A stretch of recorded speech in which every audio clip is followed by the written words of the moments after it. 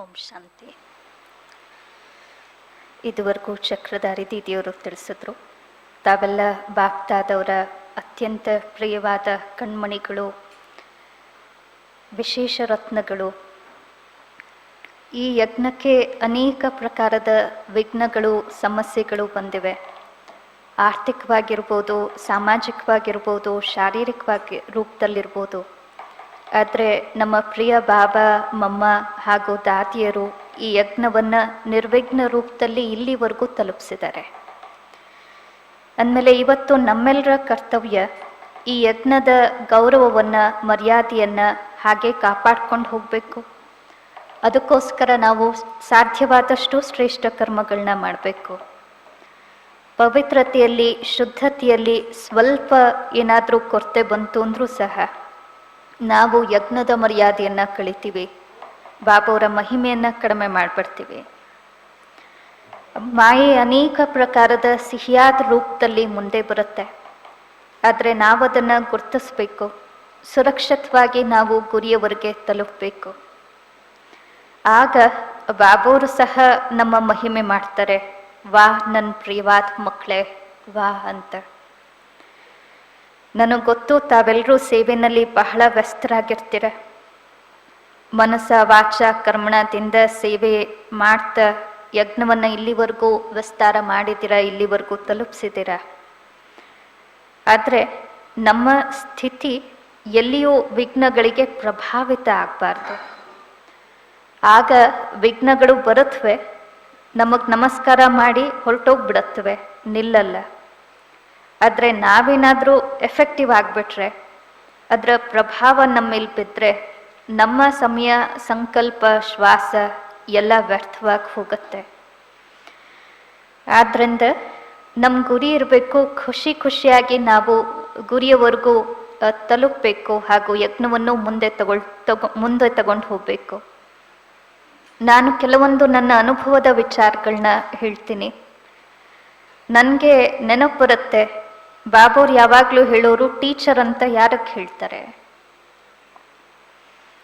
ನನಗೆ ಬಾಬಾವರ ರೂಮ್ನಲ್ಲೇ ಉಳ್ಕೊಳ್ಳುವಂತಹ ಒಂದು ಅವಕಾಶ ಸಿಕ್ಕಿತ್ತು.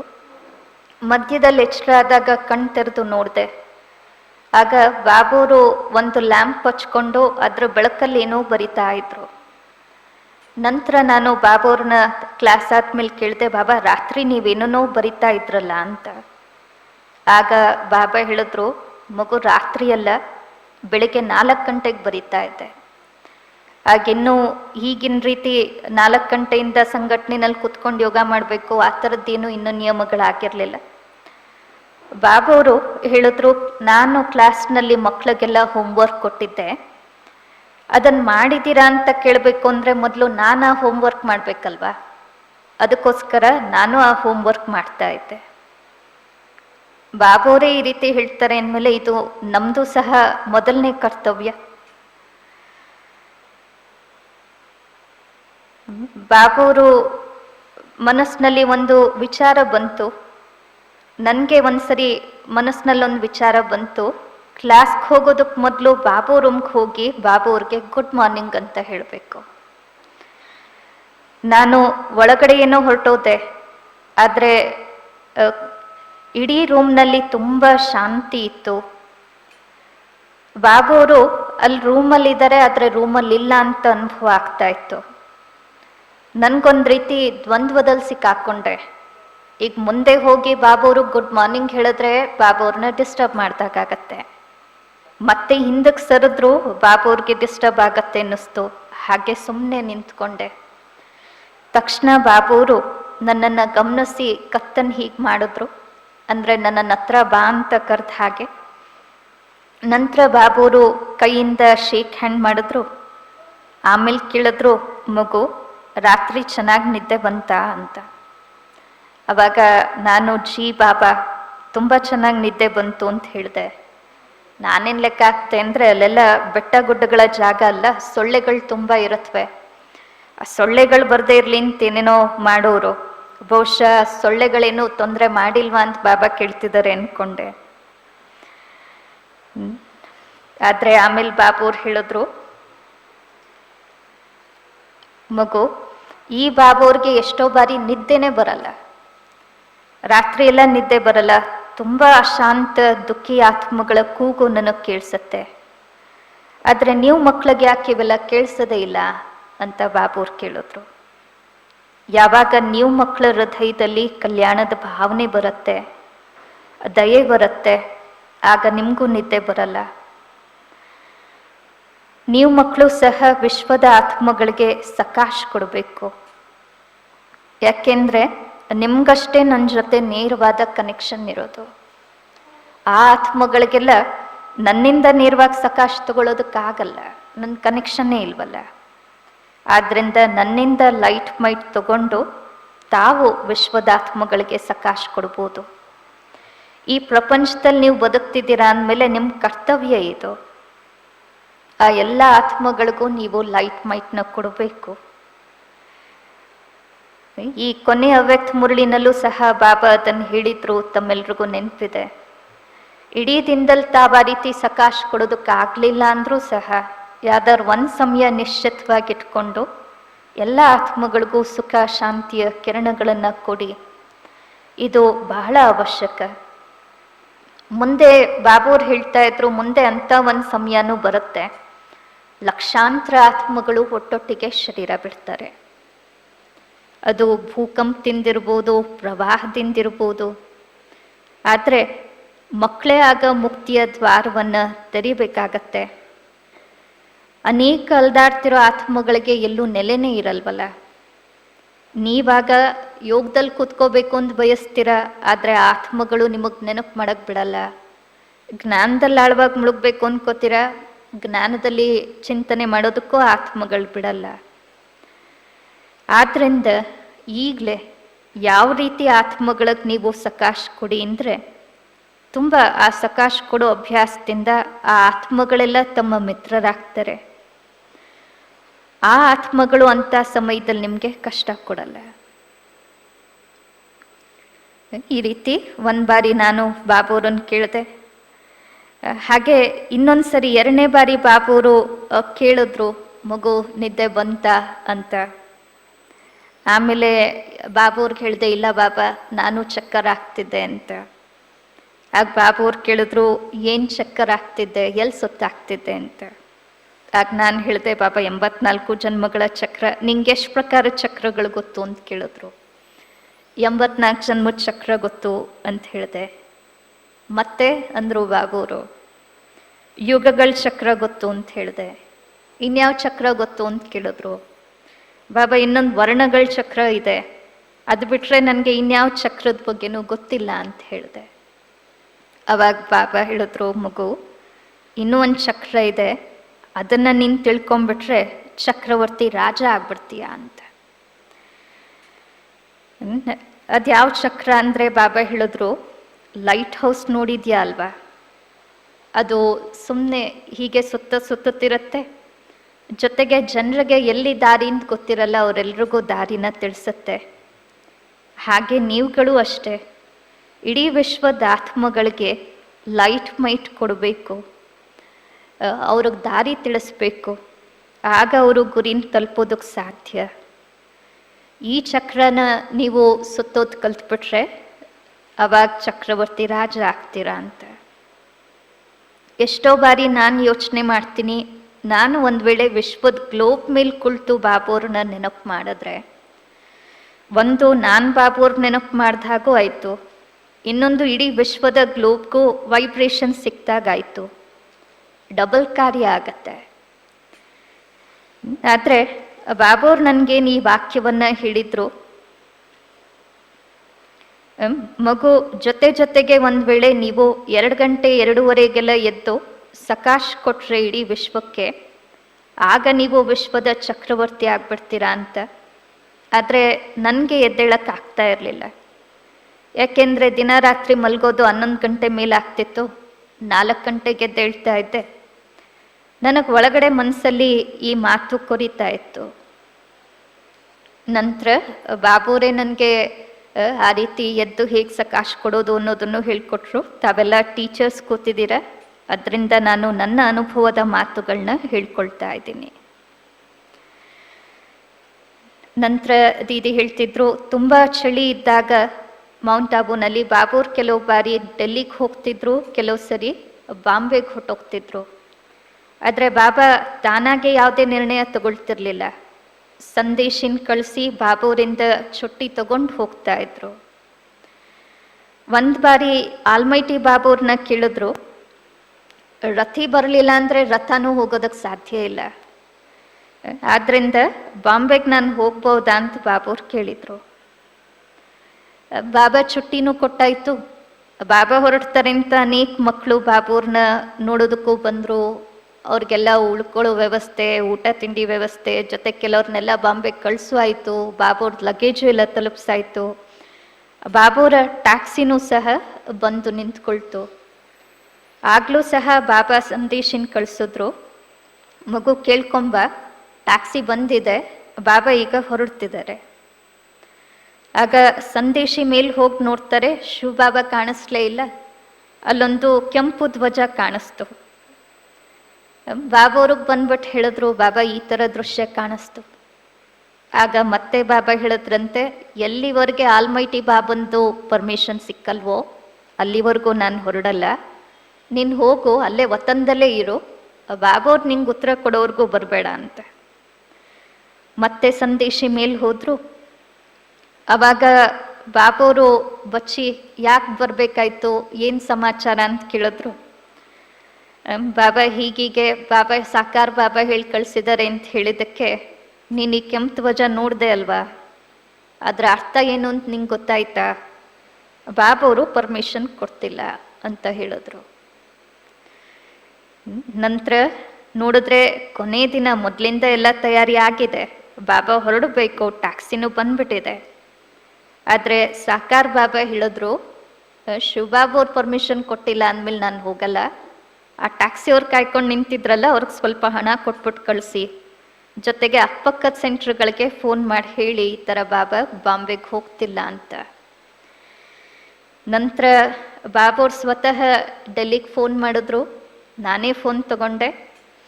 ಬಾಬೋರು ಕೇಳಿದ್ರು, ಮಗು ಜಗದೀಶ್ ಮಗು ಎಲ್ಲಿದೆ ಅಂತ. ನಾನು ಹೇಳಿದೆ, ಬಾಬಾ ಸರ್ವಿಸ್ಗೆ ಹೋಗಿದ್ದಾರೆ. ಹೋಗ್ಲಿ, ಗುಲ್ಜಾರ್ ಮಗು ಎಲ್ಲಿದೆ ಅಂತ ಹೇಳಿದ್ರೆ, ಇಬ್ಬರು ಒಟ್ಟಿಗೆ ಸರ್ವಿಸ್ಗೆ ಹೋಗಿದ್ದಾರೆ ಅಂತ ಹೇಳಿದೆ. ನನಗೇನು ಅಂದರೆ ಬಾಬೋರ ಜೊತೆ ನಾನು ಮಾತಾಡ್ತಿದ್ದೀನಲ್ಲ ಅನ್ನೋ ಖುಷಿ. ಆ ಖುಷಿನಲ್ಲಿ ಆಮೇಲೆ ಬಾಬೋರು ಹೇಳಿದ್ರು, ಜಗದೀಶ್ ಮಗು ಬಂದಮೇಲೆ ಹೇಳ್ಬಿಡು, ಬಾಬೋರು ಬಾಂಬೆಗೆ ಹೋಗ್ತಾ ಇಲ್ಲ ಅಂತ. ನಂತರ ಜಗದೀಶ್ ಅಣ್ಣವ್ರು ಬಂದರು, ಬಾಬಾ ಈ ರೀತಿ ಹೇಳಿದ್ರು ಅಂತ ಹೇಳಿದೆ. ಜಗದೀಶ್ ಅಣ್ಣವ್ರು ಕೇಳಿದ್ರು, ಸರಿ ಬಾಬಾ ಬಾಂಬೆಗೆ ಯಾಕೆ ಹೋಗಲಿಲ್ಲ ಅಂತ. ನಾನು ಕೇಳಲೇ ಇಲ್ಲ ಬಾಬೋರ್ನ ಯಾಕೆ ಹೋಗ್ತಾ ಇಲ್ಲ ಅಂತ. ಯಾಕೆಂದರೆ ಬಾಬೋರ್ ಜೊತೆ ಮಾತಾಡ್ತಿದ್ದೀನಿ ಅನ್ನೋ ಖುಷಿನಲ್ಲಿದ್ದೆ. ಆ ನಂತರ 2-3 ದಿನಗಳಾದ್ಮೇಲೆ ಮುರುಳಿನಲ್ಲೇ ಬಾಬೋರು ಹೇಳಿದ್ರು, ಕೆಲವರೆಲ್ಲ ಎಂಥ ಪೆದ್ದ ಮಕ್ಕಳಿರ್ತಾರೆ ಅಂದರೆ, ಯಾಕೆ ಹೋಗ್ತಿಲ್ಲ, ಸರಿ ಯಾಕೆ ಹೋಗ್ತಿಲ್ಲ ಅಂತಲೂ ಕೇಳಲ್ಲ ನನ್ನನ್ನು. ಆದರೆ ಬಾಬಾ ಅದನ್ನು ಹೇಳಿದ್ರು, ಆಲ್ಮೈಟಿ ಬಾಬಂಗೆ ನಾವೇನೂ ಹೇಳೋದಕ್ಕಾಗಲ್ಲ. ಡ್ರಾಮಾದ ಬಗ್ಗೆ ಬಾಬೋರ್ಗೆ ಎಷ್ಟು ಪಕ್ಕಾ ನಿಶ್ಚಯ ಇತ್ತು ಅಂದರೆ, ಬಾಬಾ ಏನು ಹೇಳ್ತಿದ್ದಾರೋ ಅದರಲ್ಲಿ ನಮ್ಮ ಕಲ್ಯಾಣ ಅಡಗಿದೆ. ಬಾಬಾ ಯಾವಾಗಲೂ ನಮಗಿದೇ ಶಿಕ್ಷಣ ಕೊಡೋದು, ಡ್ರಾಮಾದ ಪಟ್ಟಿ ಮೇಲೆ ನಿಂತಿರಿ. ಪರೀಕ್ಷೆಗಳಂತೂ ತುಂಬ ಬರುತ್ತವೆ. ಬ್ರಹ್ಮ ಬಾಬಾ ಸ್ವತಃ ಎಷ್ಟೋ ಪರೀಕ್ಷೆಗಳನ್ನ ಪಾರ್ ಮಾಡಬೇಕಾಗಿ ಬಂತು, ಆದರೆ ಬಾಬಾ ಎಲ್ಲೂ ಫೇಲ್ ಆಗಲಿಲ್ಲ. ಎಲ್ಲ ಪರೀಕ್ಷೆಗಳಲ್ಲೂ ಬಾಬಾ ಸ್ಕಾಲರ್ಶಿಪ್ ತಗೊಂಡ್ಬಿಟ್ರು. ಆದ್ದರಿಂದ ಬಾಬಾ ಪದೇ ಪದೇ ಹೇಳೋರು, ಕೊನೆವರೆಗೂ ನಮಗೆ ಹೆಜ್ಜೆ ಹೆಜ್ಜೆಗೂ ಇದೇ ಪರೀಕ್ಷೆ ಬರೋದು, ನಾವೆಷ್ಟು ನಿಶ್ಚಯ ಬುದ್ಧಿಯವರಾಗಿದ್ದೀವಿ. ಆ ನಿಶ್ಚಯ ಬುದ್ಧಿ ಮಕ್ಕಳದು 2 ಗುರುತುಗಳಿರುತ್ತವೆ. ಮೊದಲನೇ ಗುರ್ತೇನು ಅಂದರೆ, ಅವ್ರು ಯಾವಾಗಲೂ ನಿಶ್ಚಿಂತವಾಗಿರ್ತಾರೆ. ಯಾಕೆಂದರೆ ಸರ್ವಶಕ್ತಿವಂತ ಬಾಬೋರ ಛತ್ರಛಾಯಿಯಲ್ಲಿ ನಾವಿದ್ದೀವಿ. ಆ ಛತ್ರಛಾಯಿಯಿಂದ ಹೊರಗವ್ರು ಬರಲ್ಲ. ಎರಡನೇದಾಗಿ ಅವ್ರಿಗೆ ಫಿಕ್ಸ್, ನಿಶ್ಚಿತವಾಗಿ ಇರ್ತಾರೆ. ಈ 2 ಮಾತು ನಿಶ್ಚಯ ಬುದ್ಧಿ ಮಕ್ಕಳಲ್ಲಿರುತ್ತೆ. ಬಾಬೋರು ಹೇಳೋದು, ನನ್ನ ಸಂಪೂರ್ಣ ನಿಶ್ಚಯಿತ ಬುದ್ಧಿ ಮಕ್ಕಳು ಕೊನೆವರೆಗೆ 8 ಜನ ಮಾತ್ರ ಪೂರ್ಣ ಪಾಸ್ ಆಗೋದು. ಹೆಜ್ಜೆ ಹೆಜ್ಜೆಗೂ ಪರೀಕ್ಷೆಗಳು ಬರ್ತಾನೆ ಇರತ್ವೆ. ಬಾಬೋರ್ ಮುಂದೆ ಏನು ಕಡಿಮೆ ಪರೀಕ್ಷೆಗಳು ಬಂದಿಲ್ಲ. ನಿರ್ಮಲ್ ಶಾಂತದಾದಿ ಒಮ್ಮೆ ಹೇಳ್ತಾ ಇದ್ರು, ಬಸ್ ಓಡಿಸ್ತಾ ಒಂದ್ಸರಿ ಬಸ್ಸು ಹಳ್ಳದಲ್ಲಿ ಬಿದ್ದೋಯ್ತು. ಬಸ್ಸು ದಬಾಕೊಂಡ್ಬಿಟ್ಟಿದೆ. ಯಾರೋ ಓಡೋಗಿ ಗೊತ್ತಾದವ್ರು ಬಾಬೋರ್ಗೆ ಹೇಳಿದ್ರು, ಬಾಬಾ ಬಸ್ ಆಕ್ಸಿಡೆಂಟ್ ಆಗೋಗಿದೆ ಅಂತ. ಆದರೆ ಆಗ್ಲೂ ಬಾಬಾ ಹಿಡಿದು, ಮಗು ಏನು ಪರವಾಗಿಲ್ಲ, ಆಲ್ಮೈಟಿ ಬಾಬಾ ನೋಡ್ಕೋತಾರೆ ಅಂತ. ಬಾಬಾ ಅವರು ಮಕ್ಕಳನ್ನ ಎಷ್ಟು ಪ್ರೀತಿಯಿಂದ ಪಾಲನೆ ಕೊಟ್ಟು ನೋಡ್ಕೊಂಡಿದ್ರು. ಆದರೂ ಸಹ ಆ ಮಕ್ಕಳು ರಕ್ತದ ಮಡಲಿನಲ್ಲಿ ಇರುವಾಗಲೂ ಸಹ ಬಾಬಾ ನಿಂತು ಸಾಕ್ಷಿಯಾಗಿ ದೃಷ್ಟಿ ಕೊಡ್ತಿದ್ರು. ಆ ಥರ ಬಾಬಾ ಅವರ ಸ್ಥಿತಿ ಇತ್ತು. ಒಮ್ಮೆ ಬಾಬಾ 3 ತಿಂಗಳ ಕಾಲ ಬಾಂಬೆಗೆ ಹೋಗಿದ್ರು. ನನಗೂ ಬಾಬಾ ಕರೆಸ್ಕೊಂಡ್ರು, ಮಗು 1 ತಿಂಗಳು ನೀನು ಇಲ್ಲಿ ಬಾಂಬೆನಲ್ಲಿರುವ ಅಂತ. ಯಾಕೆ ಕರೆದ್ರೂ ಗೊತ್ತಿಲ್ಲ, ಆದರೆ ಪ್ರತಿದಿನ ಬಾಬಾ ಎಲ್ಲಾದರೂ ಒಂದು ಕಡೆಗೆ ಸೇವೆಗೆ ಅಂತ ಕಳಿಸ್ಕೊಡೋರು. ಬಾಬಾ ಯಾವಾಗಲೂ ಹೇಳೋರು, ಚಿಕ್ಕ ಚಿಕ್ಕ ಹೆಣ್ಮಕ್ಳು ಜ್ಞಾನನ ತಿಳಿಸಿದ್ರೆ ಜನರಿಗೆ ತುಂಬ ಖುಷಿ ಆಗತ್ತೆ. ಬಾಂಬೆನಲ್ಲಿ ಜಸ್ಲೋಕ್ ಹಾಸ್ಪಿಟಲ್ನ ಮಾಲೀಕ ಅವ್ರಿಗೆ ಬಾಬೋರ್ ಹೇಳಿದ್ರು, ನೀನು ಹೋಗ್ಬಿಟ್ಟು ಶಿವಬಾಬೋರ್ ಸಂದೇಶ ಕೊಡು, ಅವ್ರಿಗೆ ಹೇಗೆ ಸಂದೇಶ ಕೊಡಬೇಕು, ಹೇಗೆ ಮಾತಾಡಬೇಕು ಅದೆಲ್ಲ ಹೇಳ್ಕೊಟ್ಬಿಟ್ಟು ಬಾಬಾ ಅವ್ರ ಹತ್ರಕ್ಕೆ ಚಕ್ರಧಾರಿ ದೀದಿನ ಕಳಿಸಿದ್ರು. ಬಾಬೋರನ್ನ ಅವರು ಲೌಕಿಕದಿಂದಲೇ ಪರಿಚಯ ಇತ್ತು. ಅವರು ಸಿಂಧಿ ವ್ಯಕ್ತಿ, ಜೊತೆಗೆ ಬಾಬೋರ್ಗೂ ಅವ್ರು ಚೆನ್ನಾಗಿ ಪರಿಚಯ ಇತ್ತು. ದೀದಿ ಬಾಬಾ ಹೇಗೆ ಹೇಳ್ಕೊಟ್ರು ಅದನ್ನೆಲ್ಲ ಹೋಗಿ ಸಂದೇಶನ ಅವ್ರಿಗೆ ತಿಳಿಸಿದ್ರು.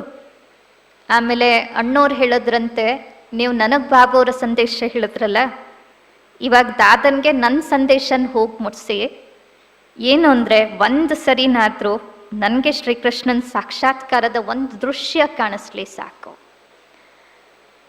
ಅದೊಂದು ಝಲಕ್ ನನಗೆ ತೋರಿಸ್ಬಿಟ್ರೆ ನಾನು ಹಾಗೆ ಅಂಬೆಗಾಲಲ್ಲಿ ಬಂದು ಬಾಬೋರ್ ಮಡ್ಲಲ್ಲಿ ಬಂದ್ಬಿಡ್ತೀನಿ ಅಂತೆಲ್ಲ ಹೇಳಿ ಕಳಿಸಿದ್ರು.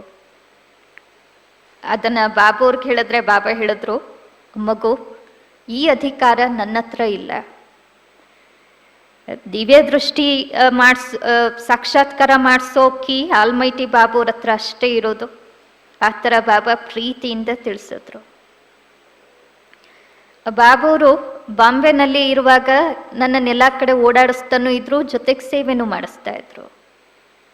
ಬಾಬೋರ್ಗೆ ಬೆಳಗ್ಗೆ ಹೊತ್ತು ಕ್ಲಾಸ್ಗೂ ಮೊದಲು ವಾಕಿಂಗ್ ಮಾಡೋ ಅಭ್ಯಾಸ ಇತ್ತು. 2 ಕಾರು ಹೊರಡ್ತಿತ್ತು. ಒಂದು ರಮೇಶ್ ಅಣ್ಣವರು ಕಾರು ಓಡಿಸೋರು, ಇನ್ನೊಂದು ನಳಿನಿ ದೀದಿಯವರ ತಂದೆ. ನಾನು ಬಾಬೋರ್ ಜೊತೆ ಅವ್ರ ಕಾರಲ್ಲಿ ಕೂತ್ಕೋತಾ ಇದ್ದೆ. ಅದರಲ್ಲಿ ಒಂದು ಹ್ಯಾಂಗಿಂಗ್ ಗಾರ್ಡನ್ ಹತ್ರ ಕರ್ಕೊಂಡು ಹೋಗ್ತಿದ್ರು, ಅದನ್ನು ನೆಹರು ಗಾರ್ಡನ್ ಅಂತ ಕರೀತಾರೆ. ನಾನು ಅಲ್ಲಿ ಒಂದು ದೃಶ್ಯ ಏನು ನೋಡಿದೆ ಅಂದರೆ, ಒಬ್ಬ ವ್ಯಕ್ತಿ ತುಂಬ ಒಳ್ಳೆ ಭಕ್ತ ಸೂರ್ಯಂಗೆ ಅರ್ಘ್ಯ ಕೊಡ್ತಾ ಇದ್ರು. ನನಗೂ ಒಳಗೆ ಸಂಕಲ್ಪ ನಡೀತಿತ್ತು, ಜ್ಞಾನ ಸೂರ್ಯ ನೋಡಿದ್ರೆ ಇಲ್ಲಿ ಬಂದು ನಿಂತಿದ್ದಾರೆ, ಈ ವ್ಯಕ್ತಿ ಸೂರ್ಯನ ವಿಷ್ಣುವಿನ ನಾರಾಯಣನ ಸ್ವರೂಪ ಅಂತ ತಿಳ್ಕೊಂಡು ಭಗವಂತ ಅಂದ್ಕೊಂಡು ನೀರನ್ನ ಅರ್ಪಿಸ್ತಾರೆ. ನಾನು ಹೋಗ್ಬಿಟ್ಟು ಈ ವ್ಯಕ್ತಿಗೆ ಜ್ಞಾನ ಹೇಳಬೇಕು ಅನಿಸಿ ಬಾಬೋರನ್ನು ಕೇಳಿದೆ, ಬಾಬಾ ಹೋಗ್ಲಾ, ನಾನವ್ರಿಗೆ ಜ್ಞಾನ ಹೇಳಲ್ಲ ಅಂತ. ಬಾಬಾ ಹೇಳಿದ್ರು, ಇಲ್ಲ ಮಗು ಸುಮ್ಮನಿರು ಅಂತ. ಆದರೂ ನಮ್ದು ಎಷ್ಟೇ ಆದರೂ ಮನುಷ್ಯ ಬುದ್ಧಿ ಅಲ್ಲ. ಆದರೆ ಸ್ವಲ್ಪ ಹೊತ್ತು ಸುಮ್ಮನೆ ಇದ್ದು ನೋಡಿದ್ರೆ ಆ ವ್ಯಕ್ತಿ ಏನೋ ಚಂಬನ್ನು ತಗೊಂಡು ಹೋಗಿರ್ತಾರೆ, ಅದನ್ನಲ್ಲೇ ಬಿಟ್ಬಿಟ್ಟು ಬಾಬಾ ಅವ್ರ ಬಳಿ ಬಂದು ಬಾಬಾ ಅವರ ಚರಣಗಳಲ್ಲಿ ಬಿದ್ದರು.